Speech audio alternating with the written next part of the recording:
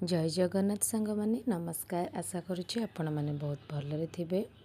सांग माने चलतु आज आम जाना राधा और कृष्णकर शेष मिलन विषय।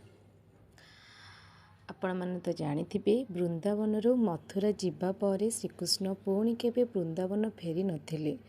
वृंदावन त्याग करने पर राधा और कृष्णकर मात्र 2 थर भेट होइथिला। प्रथमटी कुरुक्षेत्र रे एवं द्वितीयटी तथा अंतिम भेट होइथिला प्रभास क्षेत्र रे। एही कथाटी यादवंकर मुसल युद्ध और श्रीकृष्णकर स्वाधम गमनर किछि समय पूर्वर घटना। एही भावपूर्ण मिलनर वर्णना एहीपरि चलन्तु जानिबा। प्रभास क्षेत्र यादव मान पई एक पवित्र स्थल थिला, जेउठारे प्रसिद्ध सोमनाथ ज्योतिर्लिंग विराजमान। गोलोक वैकुंठ को फेरी जावा पूर्व श्रीकृष्ण समस्त ब्रजवासी को शेष थर प्रभास तीर्थ रे दर्शन करने को निमंत्रण देइथिले। सेठारे रुक्मिणी एवं राधांकर भेट हैला। सेही समयर भावविहल परिस्थिति को वर्णना करी सूरदास लिखिछंती, रुक्मिणी राधा ऐसे भेंटी बहुत दिन की बिछुड़ी जैसे एक बाप की बेटी।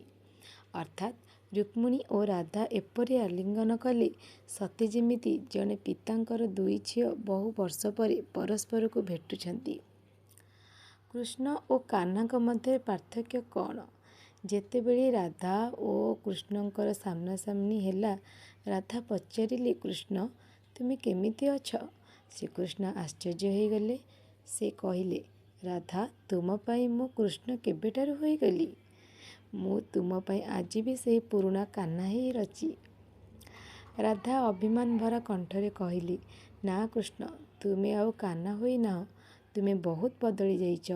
जदि तुमे आमर सेही साम होई थांत तेबे सुदामा को तुम पाखरु आसीबाकू पड़ी न थांता। तुमे निजे सुदामा पाखकू जाई थांत। तुमे बनमाली थिल, तुम गलारे बन फूलर माला शोभा पाउथिला। सेही माला पाई मु ओ मो सखी माने वृंदावनर 7टी बनरू फूल तोलुथुलु। केते थर हाथ रे कंटा लागिची, लुगा चिरिची, घरे गाड़ी शुणीचु, किंतु आजी तुम गलारे सेही प्रेमर माला नाही, बरम हीरार जहरत खचित सुनार हार अछि। राधा आहुरी कहिले, जेउ हाथ रे बंशी शोभा पाउथिला सेठारे आज सुदर्शन चक्र अछि। तुमे बंशी बजेइले पशुपक्षी भी मुग्ध होई जाउथिले, आउ आज सेही हाथ रे तुम संहार करुच। लोक कहउछंती तुमे भगवान, तुमे निजे गीतारे मध्य सेया कहिच, किंतु मो पाई तुमे केबे भी ब्रह्म नथिल, तुमे थिल नंदलाल, जने साधारण गोपाल। श्रीकृष्ण व्याकुल होईगले, राधा मु तुमको आज भी मने पकाए, तुम कथा भाबिले मो आखिर लुह झरी आसे। राधा उत्तर देले, किंतु कान्हा मु तुमको केबे मने पकाए नहीं, कारण मने ताकू पका जाए जी दूर को चली जाए। तुमे तो मो हृदय रे केबे जाई ना। आउ मु कांदे नहीं, कारण मो आखिरे बसिथिबा तुमे काले लुह सहित बाहरी जीव। भक्तर एही निष्काम भाव देखि भगवान विहल होई गले। से कहिले, राधा तुमे जीतीगल आ मु हारीगली। एही जन्म रे एहा हमर शेष भेट, तुमे किछि मागी नियो। राधा कहिले, मते किछि मागिबार नाही, मोर तुम सह प्रेम अमर रहू। संसार रे जेउठी भी तुमे पूजा हेब सेठारे मो नाम तुम पूर्वरु निया जाऊ। श्रीकृष्ण कहिले, तथास्तु।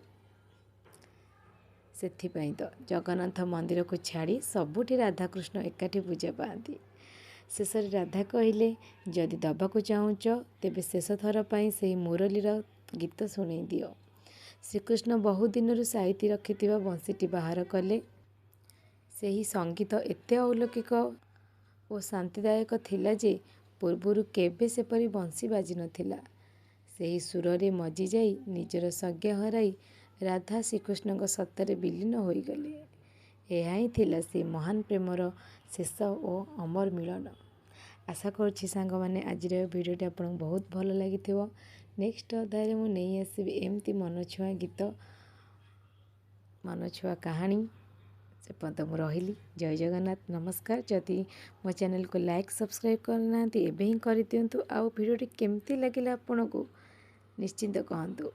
ନେକ୍ସଟ ଅଧ୍ୟାୟରେ ମୁଁ ଆପଣଙ୍କ ପାଇଁ ନେଇ ଆସିବି ଏମିତି ଆହୁରି ଏକ ସୁନ୍ଦର ଠାକୁରଙ୍କ ଉପରେ ଆଧାରିତ ଏକ କାହାଣୀ। ଶିବ ପାର୍ବତୀ ଓ ପ୍ରକୃତ ଗଙ୍ଗାର ସ୍ନାନର ରହସ୍ୟ କ'ଣ ମୁଁ କହିବି। ସେ ପର୍ଯ୍ୟନ୍ତ ମୁଁ ରହିଲି। ନମସ୍କାର।